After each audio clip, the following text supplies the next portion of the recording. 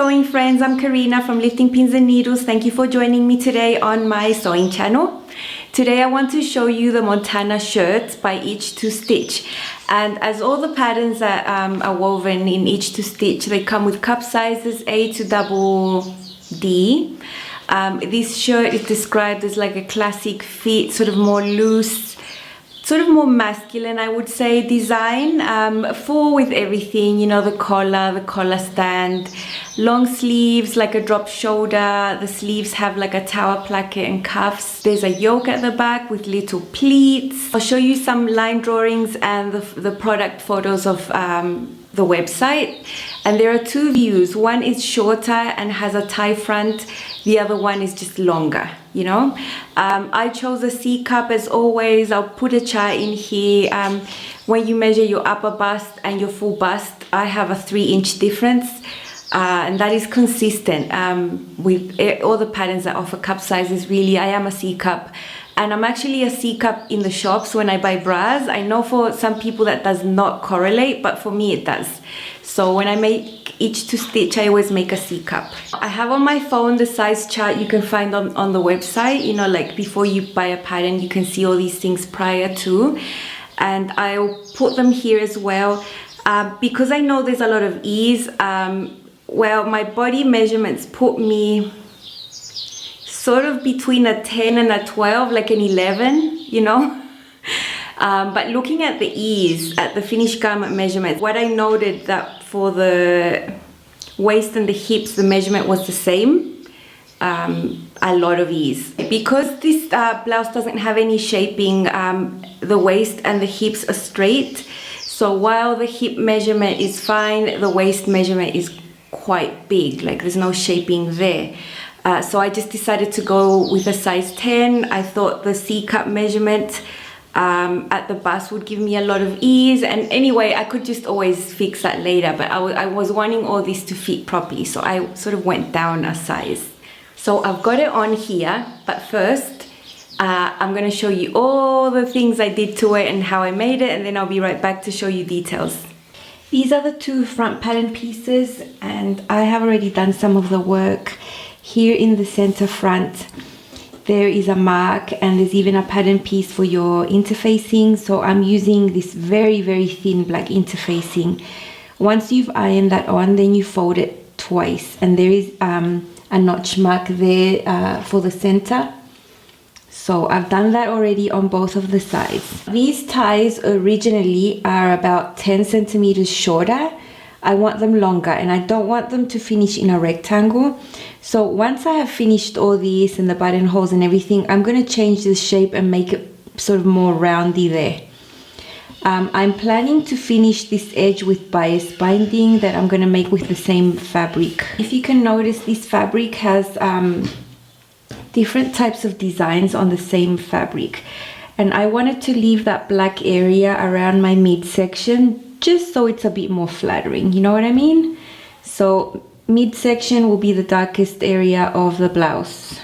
The back pattern piece, and that is the yoke that is cut twice. It's gonna need a burrito method, and I tried to match the patterns there to have those little polka dots there continue from the yoke downwards.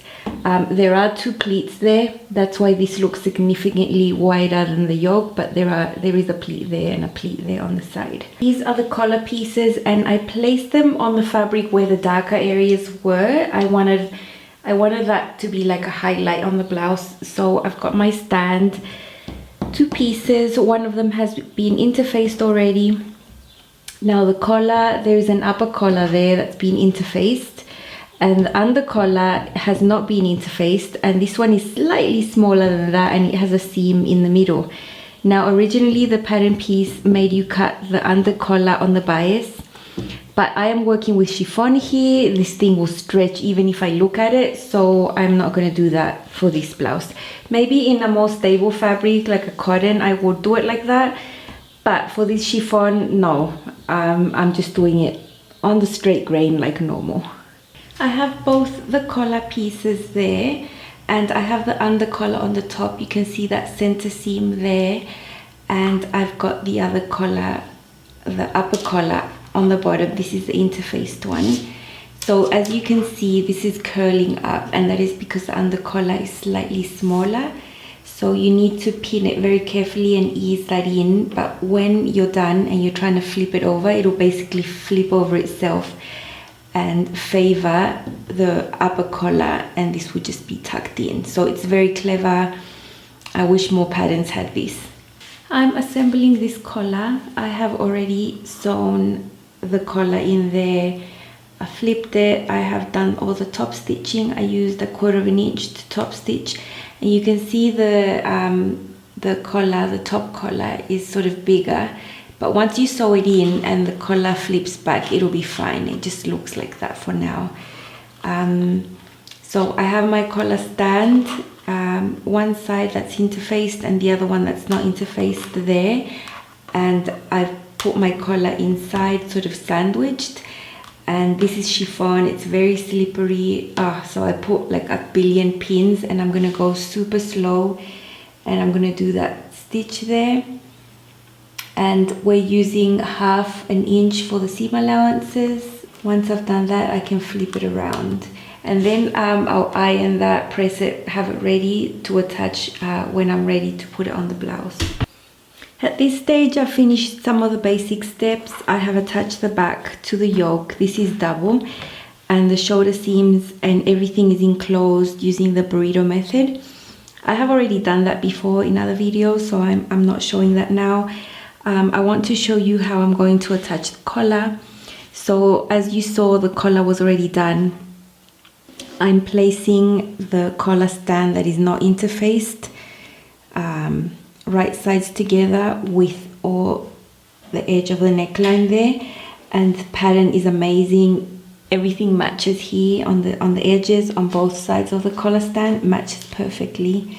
Sometimes with some patterns you have some discrepancies in the lengths and stuff, but this one matches perfect. So I've just centered there, and then I just started pinning all the way to the edge. It looks like this, all the pins. And now I'm going to start carefully from one extreme, and using 1/2 inch seam allowance, go all the way and finish sewing that collar stand. Then I'm going to have this, and I'm going to turn it under there and top stitch it down.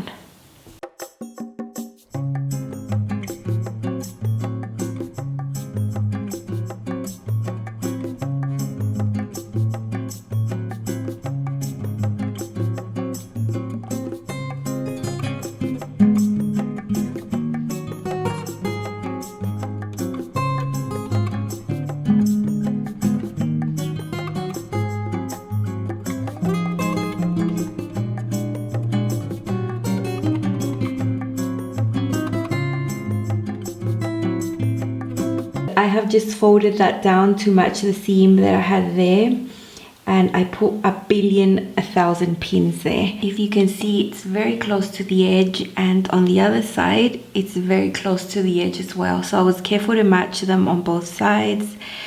And I'm going to go ahead and do my top stitching on this side, because when I hang the blouse and what I can see, this is the visible side, so I want the accurate stitching there. And at the back, that's just going to be covered with the collar.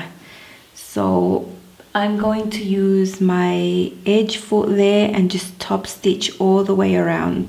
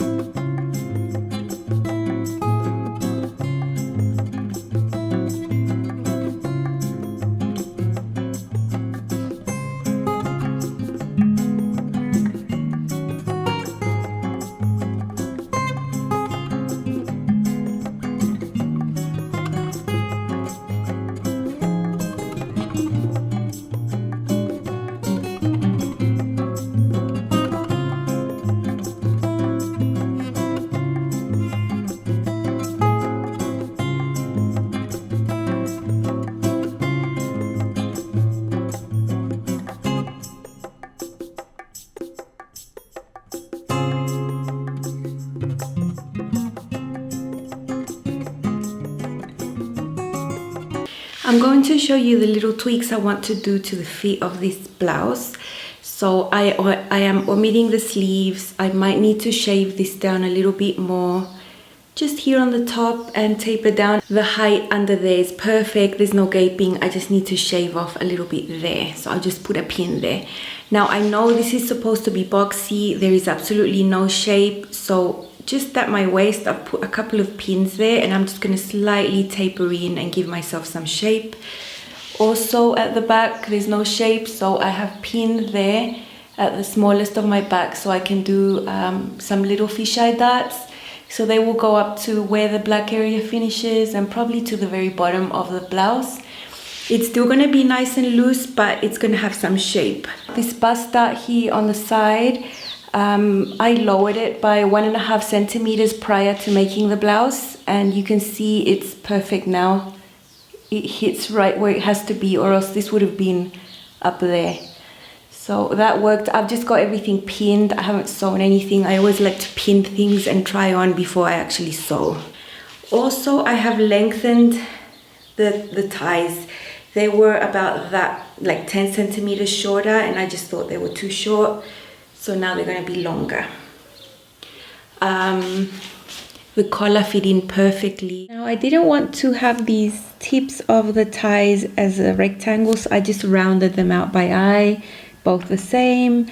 And then to finish this off, I made long strips of bias tape. Now I tried to put this through my bias tape maker, but they wouldn't press, so I just left them like that and just pinned them there. Sewed them onto the bottom hem all the way around with a 1/4 inch seam allowance. I used my 1/4 inch foot to make it easier so I could have a better result. And then I had to fold that and hand baste it all. It was painful but worth it. I did the same with the arm side. Cool, so you saw that I slaved over a bunch of things, but really you wouldn't be able to see much of the details with me having it on, right? I'll pop in here some close-ups of me filming the actual blouse finished.